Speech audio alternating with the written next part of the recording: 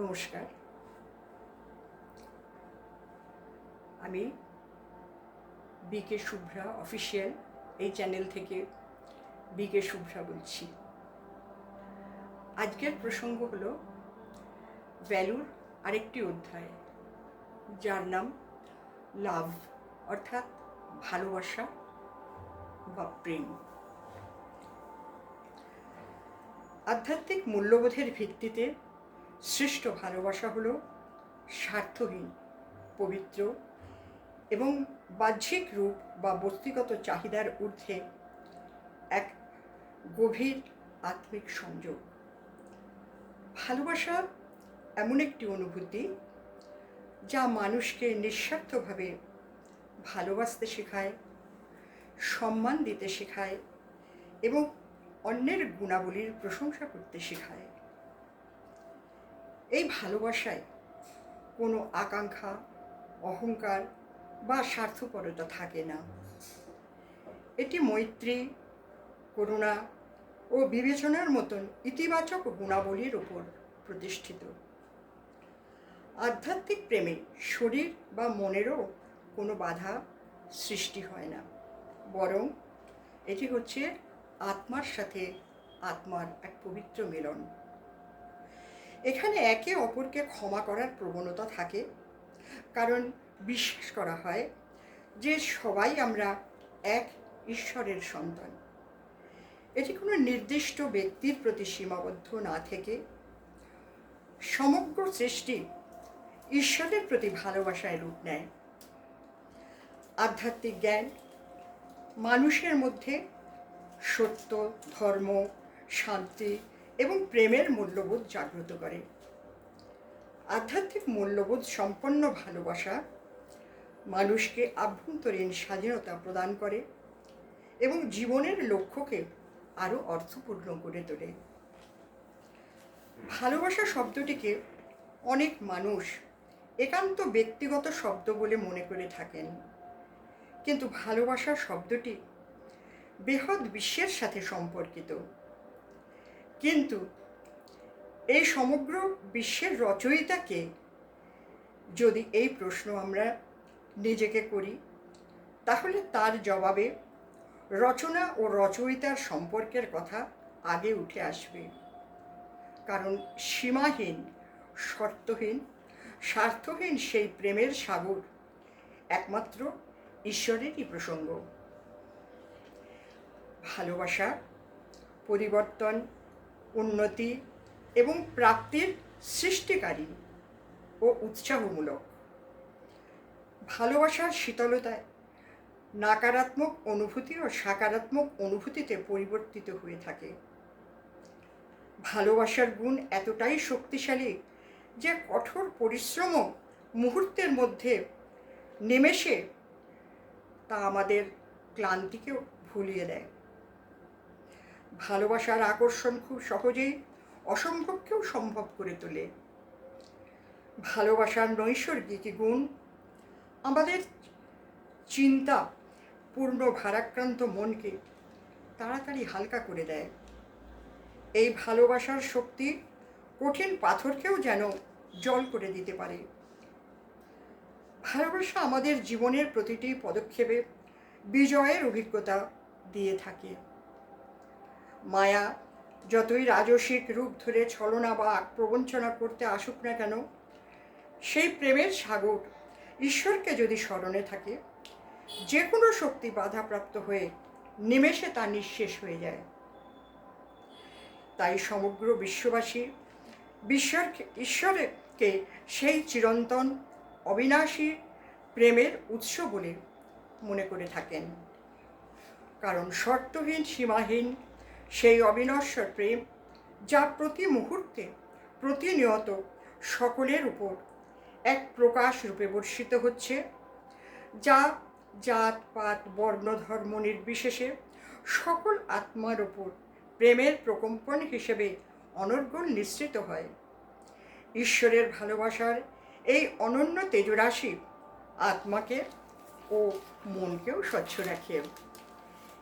এইরকম অভিজ্ঞতালব্ধ আত্মার প্রাথমিক শিক্ষার অধ্যায় হল বিশ্ব জগতের সাথে ভ্রাতৃত্ব বন্ধনের সম্বন্ধ, যা আমাদের আত্মাকে একে অপরের সাথে ভ্রাতৃত্বের সম্পর্ক এবং ভালোবাসার সম্পর্ক তৈরি করে।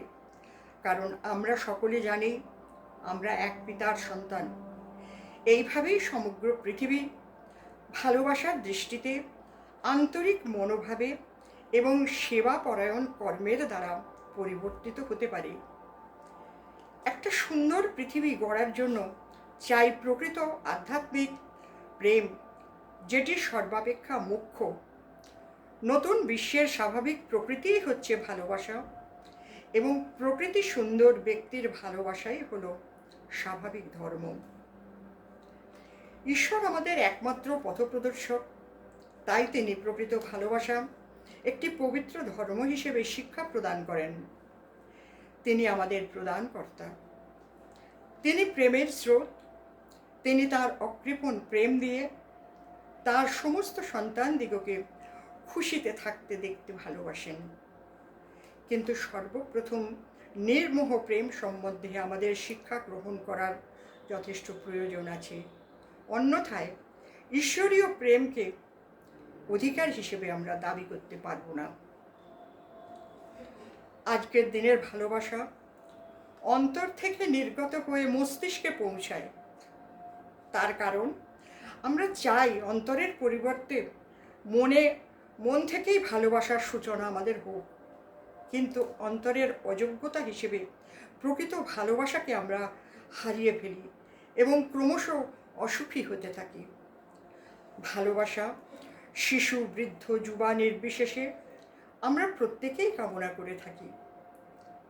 যদি আমরা নিজেরা আমাদের অন্তর্গহ্বরের দিকে লক্ষ্য করি, তাহলে আমরা বুঝতে পারব প্রকৃত ভালোবাসা কাকে বলে। বাহ্য জগতের ভালোবাসা থেকে প্রবঞ্চনা আর দুঃখ ছাড়া যে তেমন কিছুই নেই, সেই সম্বন্ধে আমাদের অবগত হওয়ার যথেষ্ট প্রয়োজন আছে। তাই ভালোবাসার গভীরতাকে অনুভব করতে হলে অন্তরের অন্তঃস্থলে ডুব দিতে হয়। অনেক মানুষ সাধারণত জানেন না ভালোবাসা কিভাবে নিবেদন করতে হয় এবং ভালোবাসা কিভাবে প্রাপ্ত করা যায়। তাই তারা সঠিক জানেন না প্রকৃত ভালোবাসা কী। এইভাবেই তাদের হৃদয় ক্রমে ক্রমে ভালোবাসা শূন্য হতে থাকে। অগভীর আবেগ যা আমাদের বাহ্য জগতের উপরিভাগে থাকে, তা প্রকৃত ভালোবাসার বিষয়বস্তু নয়। ভালোবাসা মানে প্রকৃত ও পবিত্র প্রেম, যা অন্তর্নিহিত সত্যতার উপর ভিত্তিশীল, যা মানুষের মঙ্গলসূচক ও অন্যেরও মনোবাসনা পূর্ণ করে থাকে। ভালোবাসা এতটাই অকৃত্রিম, এমনকি শত্রুকেও ভালো না বেসে থাকা যায় না। তাই আন্তরিক ও একনিষ্ঠ ভালোবাসা সকলকে দিতে হবে। আন্তরিক ভালোবাসা যা প্রতিটি মানুষই কামনা করে। ঈশ্বরের প্রতি আন্তরিক প্রেম যদি আমরা অর্পণ করতে পারি, ঈশ্বরও আমাদের সেই গভীর, শক্তিশালী, অবিনাশী প্রেম দান করে থাকেন, যা কোনোদিনও ধ্বংস হয় না আর যা কোনোদিন কমেও যায় না। আমাদের উচিত সেই অবিনাশী ভালোবাসাকে অটুট রাখা। তার জন্য আমাদের ধৈর্য এবং মানসিক শান্তিকে অটুট রাখতে হবে, যেন আমিও ভালোবাসা দিতে এবং নিতে সক্ষম হই। যেখানে ধৈর্য এবং শান্তির অভাব, সেখানে ভালোবাসা থাকে না। তাই ধৈর্য ও শান্তিকে প্রেমের পিতামাতা বলা হয়। যদি আমরা আমাদের ধৈর্যকে ধারণ করে রাখতে পারি, তাহলে আমাদের এই ভালোবাসা অক্ষুণ্ণ থাকবে, অর্থাৎ যা কোনোদিনও ক্ষণভঙ্গুর হবে না। ভালোবাসা আসলে আমরা দেখি একটি ম্যাগনেটিক পাওয়ারের মতন, আকর্ষণীয় চুম্বকের মতন। অনেকের ভেতরে অনেক গুণ আছে, আবার অনেক গুণ অনুপস্থিত আছে, নেই। কিন্তু সকলের মনের ভেতরে যদি সেই সত্যিকারের ভালোবাসা জিনিসটি থাকে, তাহলে ভালোবাসার শক্তি এতটাই, সে অন্যান্য সমস্ত গুণকে আমাদের ভেতরে ধরে রাখতে সাহায্য করে। আমরা দেখেছি, আমরা শুনেওছি, আমরা অনেক ছবি দেখেছি, যে সমস্ত লামা সাধকরা তারা সাধারণত গভীর জঙ্গল, গুহা, তার কারণ তাদের ভেতরে তো কোনো ভয়ের কোনো অস্তিত্ব নেই।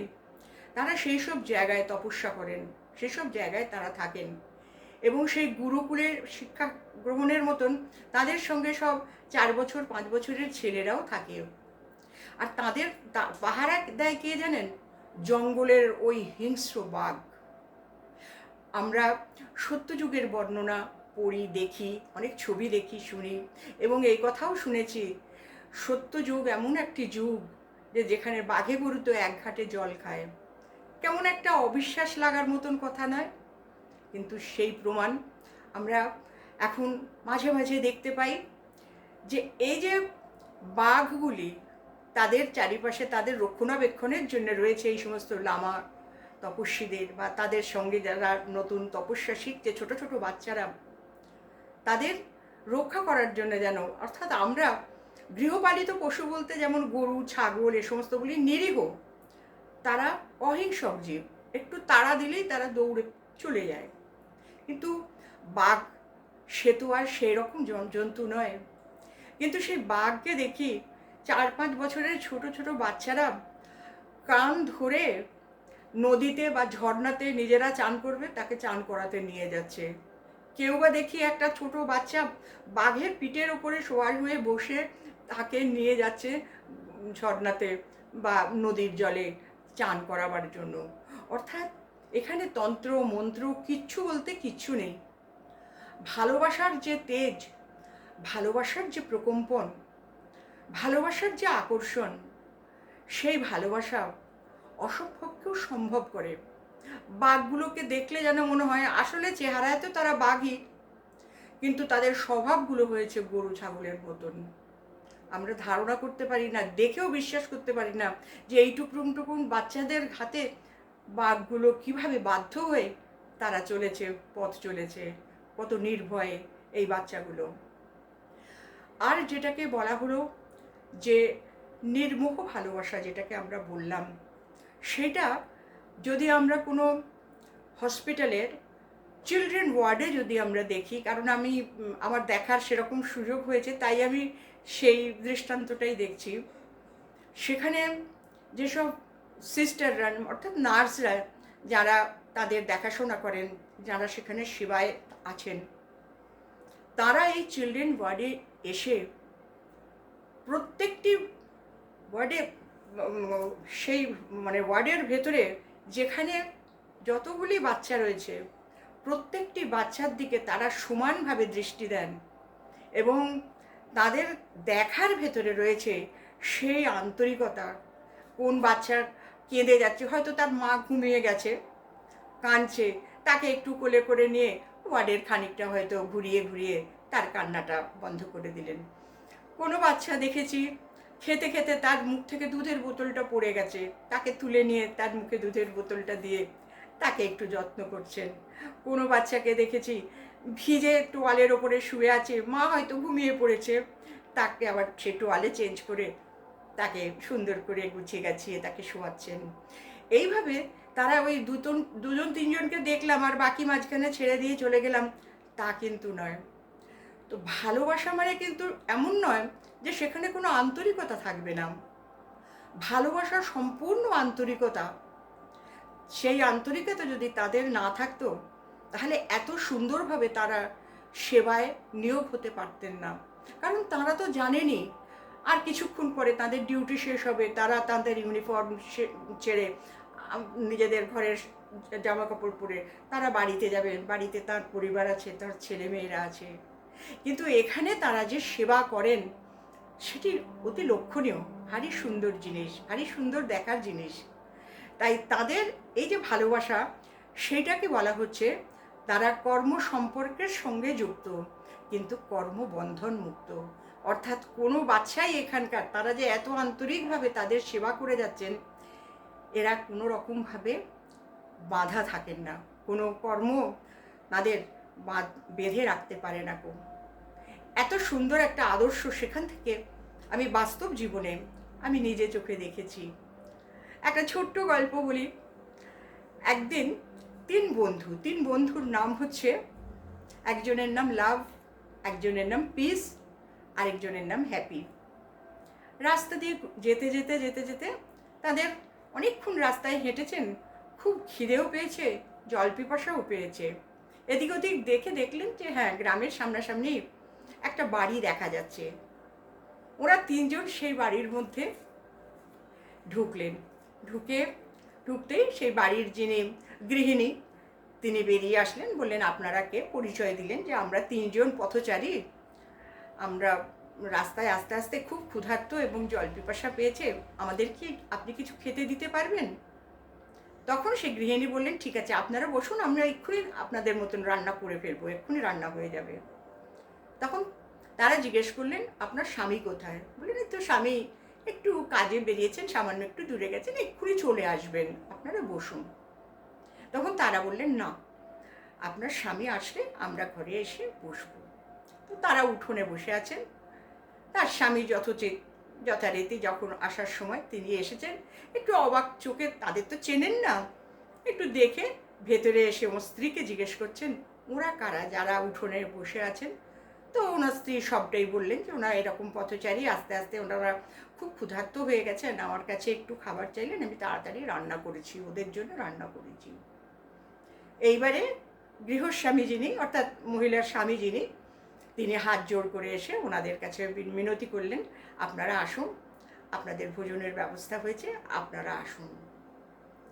তখন ওরা একজন একজন করে তখন ওরা বলল ওনাকে যে দেখুন, আমরা যেখানে তিনজন একসাথে কোথাও যাই, খাওয়া দাওয়া আমরা একসঙ্গে তিনজনে একসাথে বসে খাই না, আমরা একজন একজন করে খাই। তো ভদ্রলোক তো একটু বিস্মিত হয়ে গেলেন, এমন কথা তো আর কখনো শোনেননি। তো বললেন ঠিক আছে। তো প্রথমে উনি হ্যাপিকে ডাকলেন। হ্যাপিকে ডাকার পরে হ্যাপি করজোড়ে বলল দেখুন, আপনি তো ডেকেছেন আমাকে একজনকে, ঠিকই আছে, কিন্তু আমার অন্যান্য বন্ধুরাও তারাও ক্ষুধার্ত, বরঞ্চ আমি একটু পরে খাই, ওনাকে ডাকুন। তখন সেই ভদ্রলোক পিসকে ডেকে এনেছেন।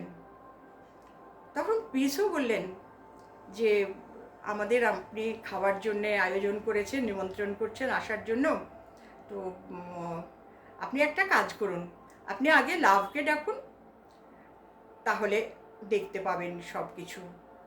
তখন ভদ্রলোক লাভকেই বলেছেন ঠিক আছে, আপনি এসে প্রথম না খেলে অন্যান্য দুজন তারাও খাবেন না, পরপর তারা বসবেন, তারা তো একসাথে বসবেন না বলেছেন, আপনি আসুন। লাভকে যখন ডেকেছেন সেই ভদ্রলোক, তখন লাভ খেতে বসেছেন। তারপরে দেখা যায় ধীরে ধীরে একদিকে পিস আর একদিকে হ্যাপি এসে বসেছে, খাবার পাতে এসে বসেছে। তখন ভদ্রলোক জিজ্ঞেস করলেন আপনারা তো এক্ষুনি বললেন যে আপনারা একসাথে খান না কখনো কোথাও, একজন একজন করে আপনারা খান, তো এখন আপনারা দুজনেই এসেছেন। তখন লাভ বললেন যে হ্যাঁ, যেখানে আমার অনুপস্থিতি থাকে সেখানে ওরা একজনই থাকে সাধারণত, কিন্তু যেখানে আমার উপস্থিতি থাকে সেখানে ওদের আর আলাদা করে নিমন্ত্রণ করতে হয় না, ওরা নিজে থেকেই আসে আমার কাছে এসে বসে, আমরা একসঙ্গে তখন আমরা খাওয়া দাওয়া করি। অর্থাৎ এই গল্পটাকে এইভাবেই বানানো হয়েছে যে ভালোবাসা এমন একটা জিনিস, এমন একটা মানে আকর্ষণীয় বস্তু, যা সকলকে, সমস্ত গুণগুলিকে, আমাদের ভেতরের গুণগুলিকে একত্র করে সমষ্টিগত করে একটা মানুষকে সম্পূর্ণ সুখ দিতে পারে, আনন্দ দিতে পারে। তাই ভালোবাসা একটি যথেষ্ট মূল্যবান ধর্ম প্রতিটি মানুষের। আপনারা সকলে এইরকমভাবেই সকলের সাথে আমরা সবাই একসাথেও ভালোবাসায় আবদ্ধ, হয়তো চোখে দেখতে পাচ্ছি না, কিন্তু ভালোবাসা আপনাদের কাছে গিয়ে নিশ্চয়ই আমার পৌঁছচ্ছে, আমি বিশ্বাস করি। আপনারা সকলে ভালো থাকবেন, আপনাদের সকলের প্রতি আমার শুভ ভাবনা, শুভকামনা রইল। এর পরের প্রসঙ্গে আবার আসব অন্য কোনো বিষয় নিয়ে। ওম শান্তি।